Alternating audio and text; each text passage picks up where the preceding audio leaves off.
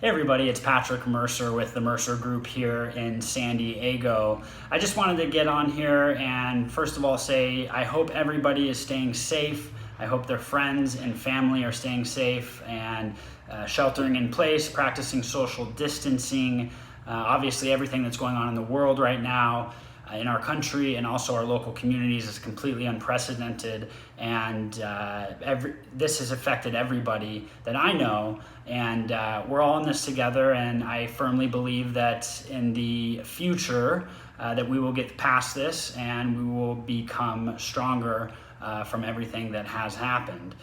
So with that, I do want to touch on a couple of items that people have been reaching out to me about and have called me on, and that is, what is the difference between forbearance and deferment? And this has to do with your loan service provider if you have a mortgage on your home. So I want to go over two scenarios, again, forbearance and deferment. And in order to start either of these, you have to pick up the phone, or some banks are making it easy and you can go online. But you need to call whoever services your loan, and you need to make sure that if for whatever reason you have lost your job, times are tough for you, and you absolutely cannot make this mortgage payment, you need to contact them so you can get on some sort of payment reschedule. And that's really what forbearance and deferment are. So forbearance, let's take an example of you reached out to your loan service provider before April 1st, and you wanted to go under a forbearance program, or this is what your lender told you that they were going to put you under. Basically what happens during this forbearance period, we're going to use 90 days in this example, is that your 90-day period of basically 3 mortgage payments, which for this case it's going to be April, May, and June, they would basically say, hey, you don't have to pay us for those 3 months.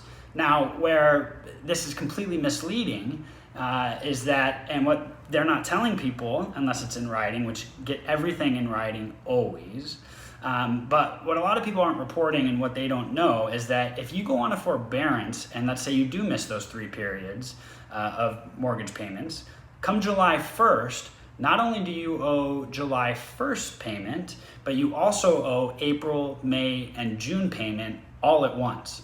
And that's what we call a balloon payment, and it's for obvious reasons, it's not attractive to a lot of people, because if you have a hard time paying one mortgage, say in April, it's going to be difficult to probably make up not only April, but make up April, May, June, and pay July's payment, which is going to be a total of 4 payments basically at once come July.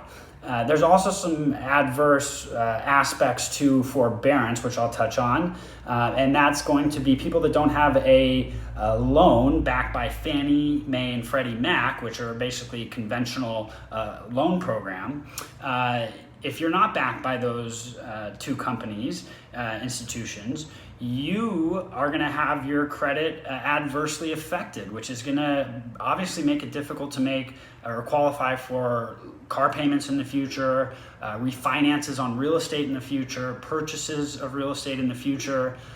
So I do want to say that if you do get anything from your service provider, your lender, loan servicer, you need to get it in writing. But if you have the option, or if you're calling them because you can't make a payment, definitely start off with the deferment program, because that is much better, and it has many more advantages to you as a consumer than the forbearance. The forbearance has a lot of red flags, and I see lots of problems with that moving forward in the future. So if you do get on the deferment program, the deferment is going to be much nicer in the consumer's view. And what that's going to do is, we'll use the same example, 90 days of deferment, and this is done prior to April 1st. April 1st, you do not owe a mortgage payment. May, you do not. And June, you do not owe a payment. But come July 1st on the deferment program, you will owe July's mortgage payment. And the July's mortgage payment is due.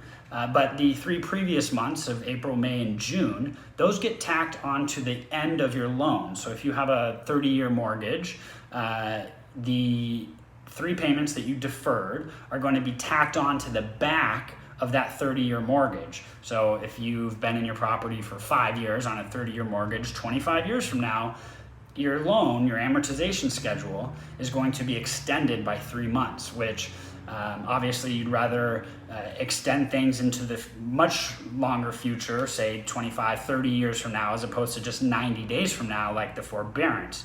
Now, the deferment is not going to adversely affect your credit, which is great, but one thing I do want to touch base on is that the deferment will absolutely still be a missed payment in any lender's eye. So again, if you go to refinance your property or you go to purchase other real estate in the future, these lenders are going to be able to look basically at your payment history with any mortgagor, and they're going to see that there was a missed payment, and that's going to make it really difficult to qualify for a loan.